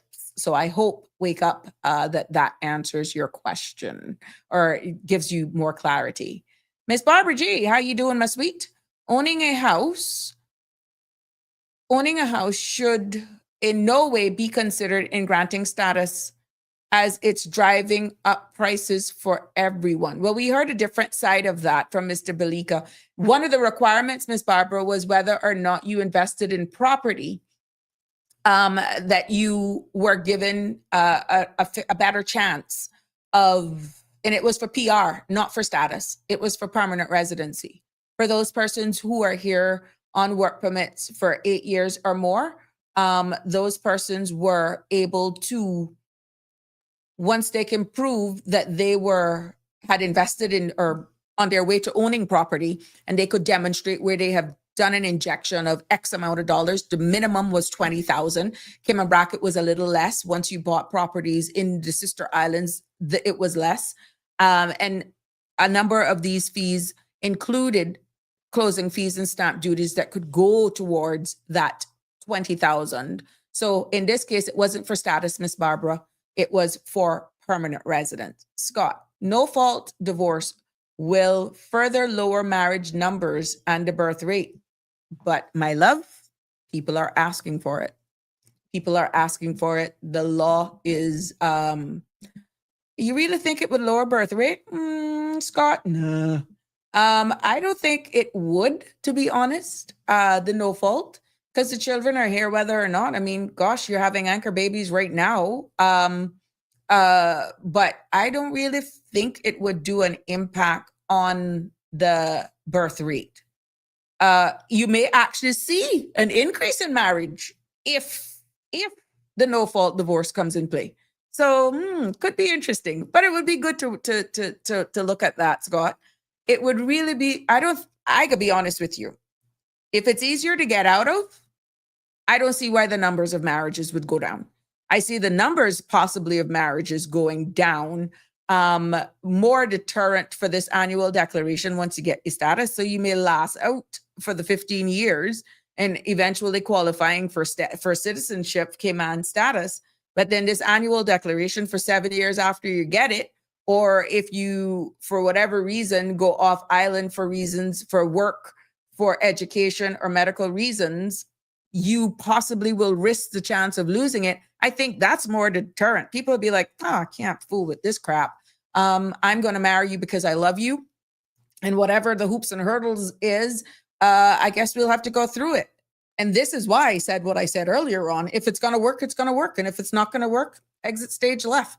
And that's where the no fault conversation came in. So I really think, to be honest, any deterrent of marriage, it wouldn't necessarily be that no fault. Just me. But I like your feedback. Give me your take on that. Look at it from the other side, Scotty B. Look at it. Wilbert. Hi, Sabrina. What about rollover? Do they have something in place for it? Is it still 9 years? Currently, yes, the rollover is still 9 years. Once this new this new law that is being proposed did not change the rollover. The rollover for work permits remains the same. What has changed, Wilbert, is those persons who are married to Caymanians, the length of time it takes for them now to be eligible to apply for Caymanian status once they're married after this new law comes in effect. What we're hearing is that this new law will come into effect in March of 2026. So anybody who gets married between now and before this law come into effect, you would not have to wait for 15 years. You would still be eligible to apply for Caymanian status after 7 years. If you get married after this law comes into effect, then guess what? You then would have to wait for 15 years. That's how we're understanding it. That's the transition clause. If someone who just arrived here 6 months ago, 3 weeks ago, because they have already started their term limit under the current law, they will be eligible to benefit from all of what the current law in its stance is saying right now. This is why the last caller was alluding to that says anyone who's already here and have started their immigration journey, meaning you have already just started your term limit, you just came to take up a job, you just came to take up a government contract, let's say, you will be under the old law. You would not be dealt with under the law that was just passed because that's not yet in effect. That's going to come into effect from what we're hearing in March of 2026, Denver. Have you looked into the taxation of Bitcoin? No. People invested in hedge funds and are not going to be taxed as far as I know. Denver, remember the conversation? Oh, Danny, ear could be burning. Denny was saying that even conducting business here with Bitcoin, unless you deal with one of the, I think there are about two when I did my research, either one or two businesses here that are dealing with being able to trade Bitcoin currencies and all that sort of stuff.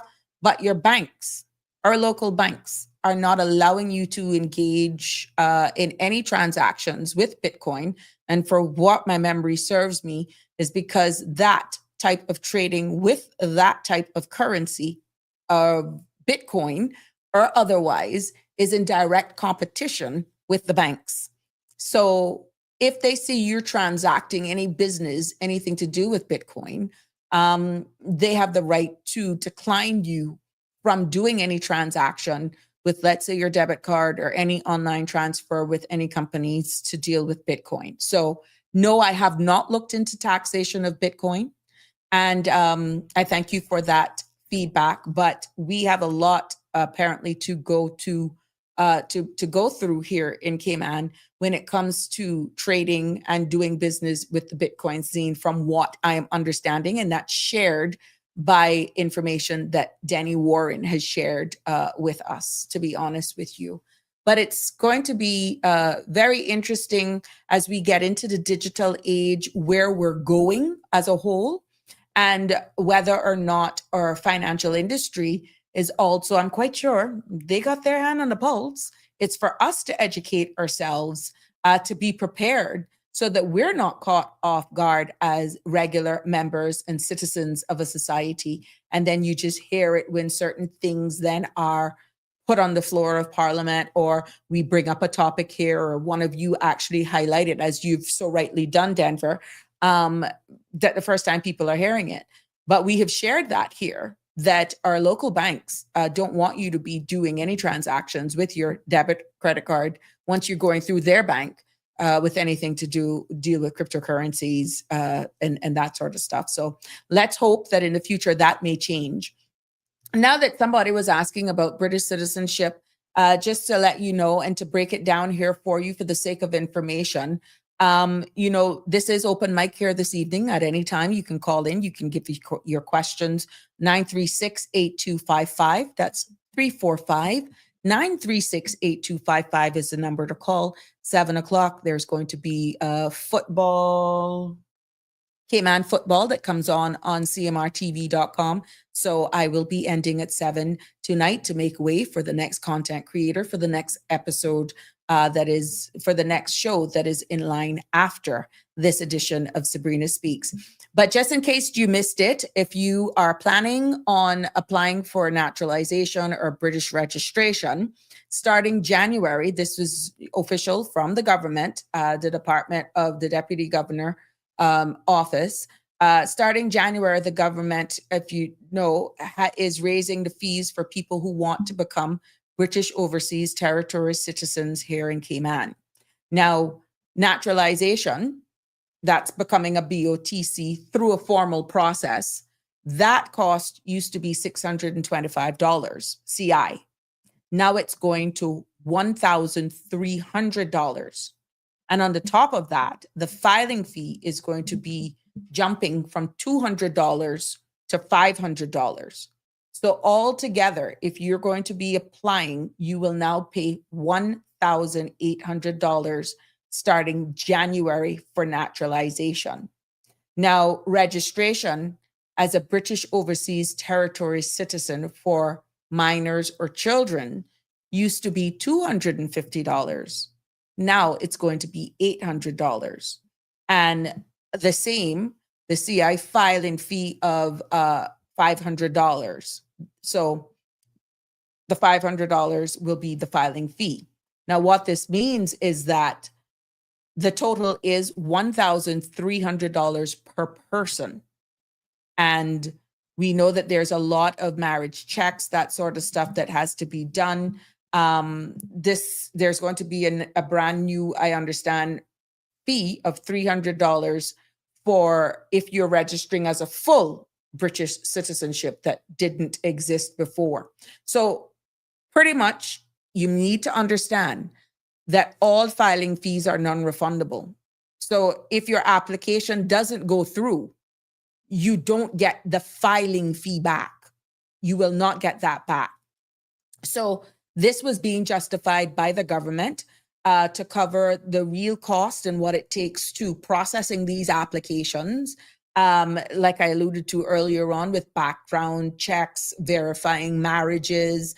There's also a pledge ceremony that they normally have as well for the big swearing in, and working also with the UK Home Office as well with these, because many a times during the processing of these application, communication, emails, calls are going to be needed. So this additional fee now will somewhat offset those expenses. So even with these changes, the Caymans fees will still lower than what other jurisdictions are paying, or even in the UK for similar applications.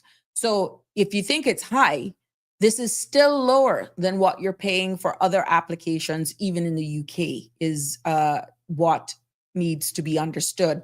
So in plain terms, if you are applying to become a British Overseas Territory citizen, expect come January to pay almost double of what it used to be. For some, that's $1,800 now instead of $825. And if you're registering, it's CI $1,300 instead of $450, plus the new $300 fee for British citizen registration. Okay. And none of these fees are refundable.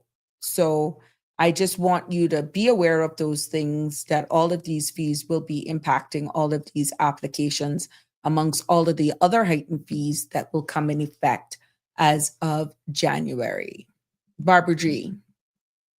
I'm afraid of Bitcoin and still waiting to see it fall apart. Okay. Yeah, you're like many people, Miss Barbara. I could be honest with you. Dean says the government is talking out of both sides of their mouths, saying they are pro-Caymanian, yet they're still catered to non-Caymanians. How you came to that, Dean? Give me a little bit, give me some more context on how, with that. I just want you to finish exactly what you're saying, Dean. That's why. So you're saying the government is talking out of both sides of their mouths, saying that they're pro-Caymanian, yet they're still catering to non-Caymanians. In what way? Is that the fees for naturalization? Is that the PR? Is that what? Where are you coming from with that? So I can put more context to it. Denver, from a prominent lawyer here in Cayman, we have gone from the best banking industry in the world to the worst our financial banking industry is determining fact. I thought we were still up there in the top, Denver, with us coming off of the gray list and putting all these things and getting all these recognitions, deteriorating. I get that. How aren't we still poised in the good eyes of good financial practices and making sure that we have all the legislations in place that takes that stigma off of us? Denver, I would like to find out why that was said, because what is being reported by our leaders, and especially our Minister of Financial Services, that's definitely not the case. So it would be interesting to get some more insight on that as to why this prominent attorney would be saying that, because that's not what is coming out from international standpoint, with us putting the necessary legislations in place. And they're saying we're still very strong. The financial industry here is very strong. So it's interesting. Now, if it's deteriorating, as you said,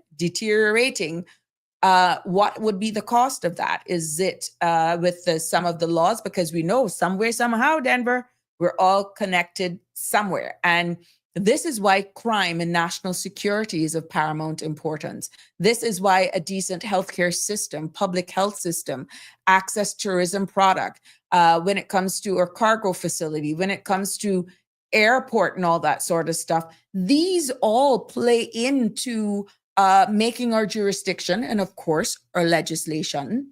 It all plays into attractiveness. But from the financial industry standpoint, that'll be interesting. What is deteriorating and why? What is the biggest cause? What is causing the deterioration? I would like to know. Barbara G, thank God my husband of 25 years has gotten his naturalization. Yep. Mm-hmm. Bitcoin. Oh, Denver, Miss Barbara is saying Bitcoin, it'll never happen. It will never collapse is what Denver is saying, Miss Barbara. Put a moratorium on status, etc. Oh, well, that's still for the government to do if they have the political will. And that status on what grounds? Status on what grounds? Is it on the grounds of naturalization, grounds of marriage, grounds of descent? Which one? Moratorium, X amount per year. We saw former elected member from West Bay, Mr. Bernard Bush, advocated for that. And yeah, but it takes political will. And then you have to look at it to see the impacts as well, Dean, to be honest. But the people continue to cry, saying we are outnumbered. We need to slow it down. We're moving too fast. Our people are being left out. And no, it feels as though you have a sector of people that says no one is listening to us. No one is listening to us. So the cry and the call that you're saying, put a moratorium on status, I'm quite sure the government of the day would have to actually look at any implications that could be. What that would be, and what type of status would you be doing that? Would that be straight across the board, or would it be a case where at the end of the day, it's the PR that we should be doing the moratorium on, not status? I'm just saying these are things for them to consider. Real Michelle, how are you? Hi, listening and simultaneously drafting submissions which expose a Buttery Bank. So exciting.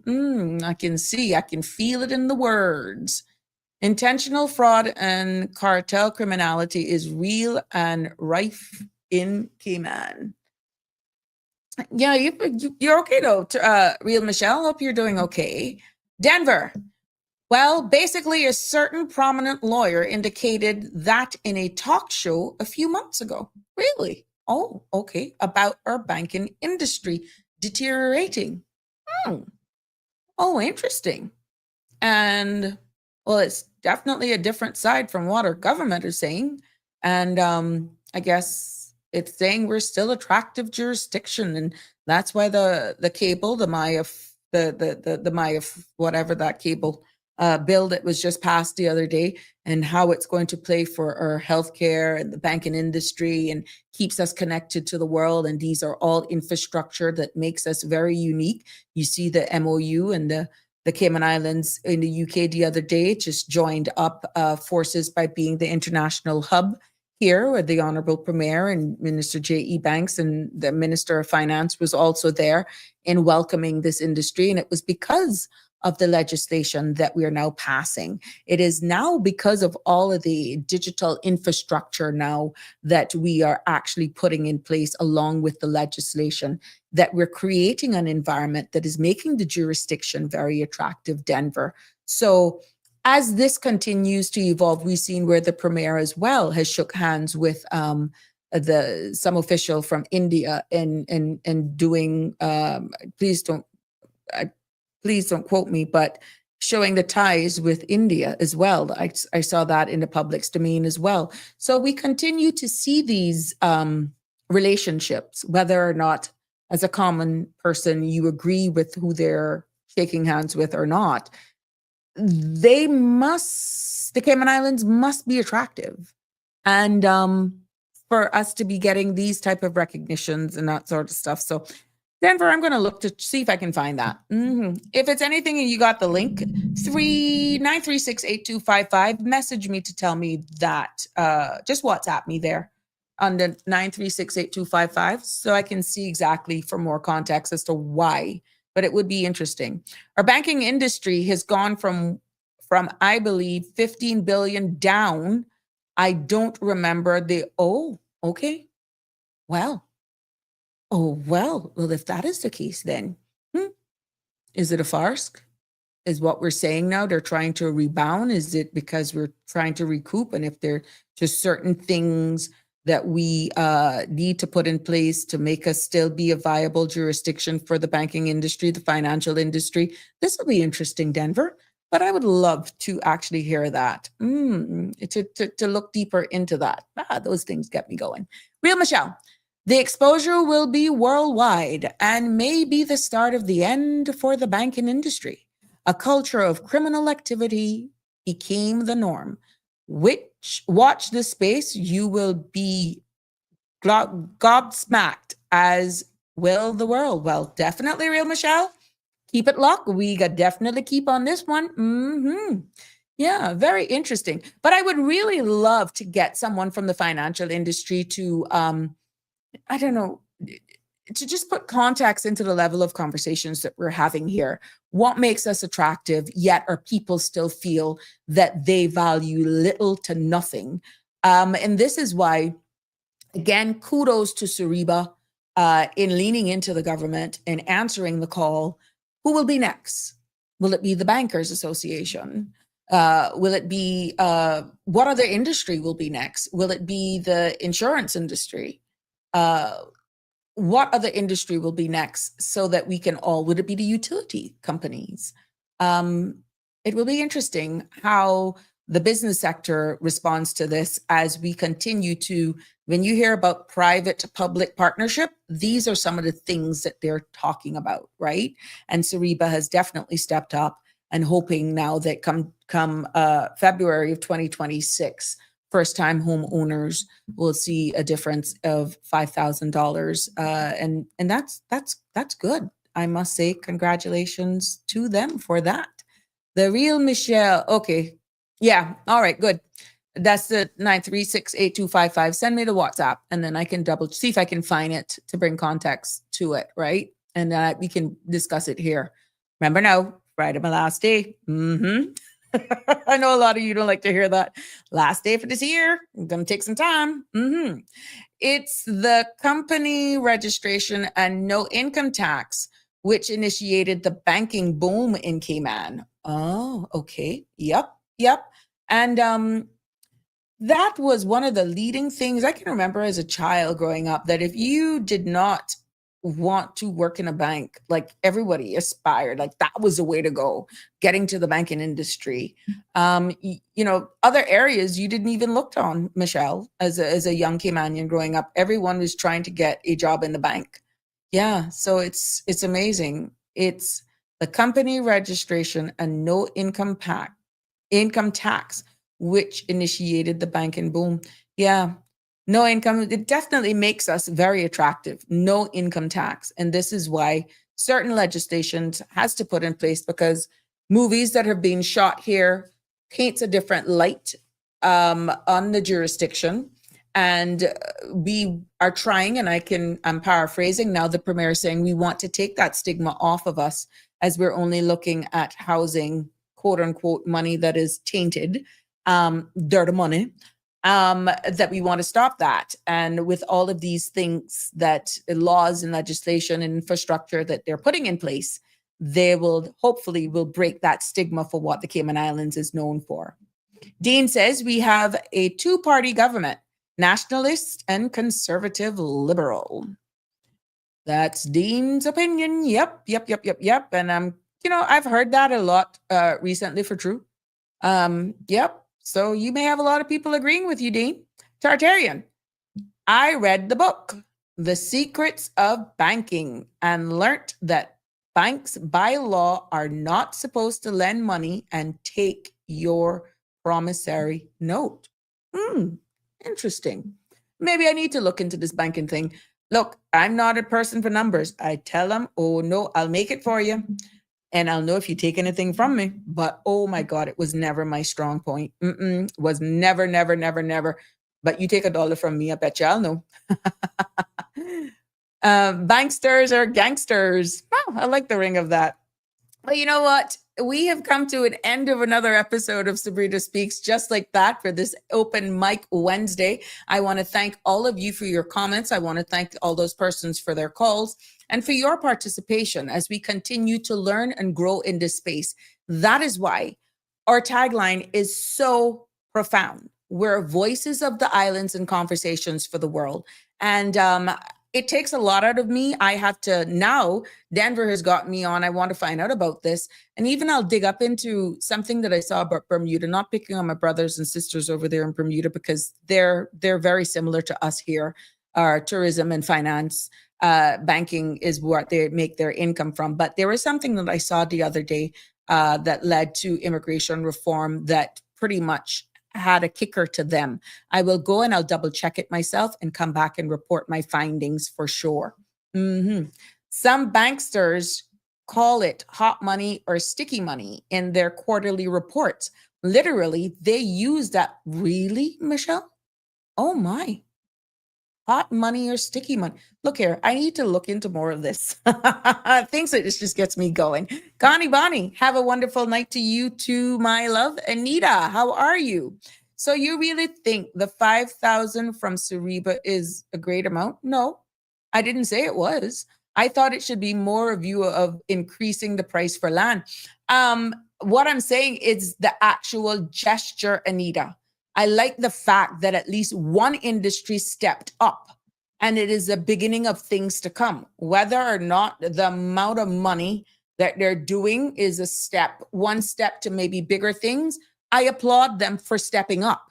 They're the first that we are known of, and the premier making it public, and I give them credit for that.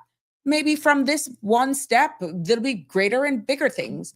I applaud them so far for being that industry in making the first step forward. So yeah, let's see, Anita. Let's see what else will come. Where there's life, there's hope, baby. But at least they stepped up. Let's see what other industry will do it. It has been a pleasure, like I said, bringing you another episode of Sabrina Speaks. Cayman football is up next on cmrtv.com. Until tomorrow, Thursday. Mwah, love you lots. Enjoy the rest of the afternoon and be careful on the streets. Take care. See you all tomorrow. That's a wrap for today's edition of Sabrina Speaks. Thank you for tuning in and for being part of the conversation. Remember, the dialogue doesn't stop here. Stay engaged, stay informed, and most importantly, stay empowered.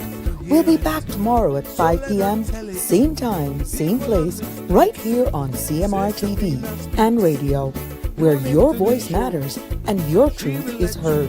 Until then, Cayman, take care of yourself and each other.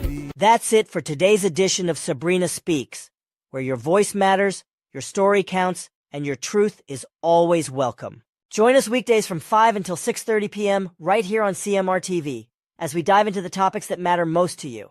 Catch the show live or on demand at cmrtv.com. And don't forget to follow us on Facebook, YouTube, and Instagram so you never miss a moment. Until next time, stay informed, stay engaged, and always speak your truth.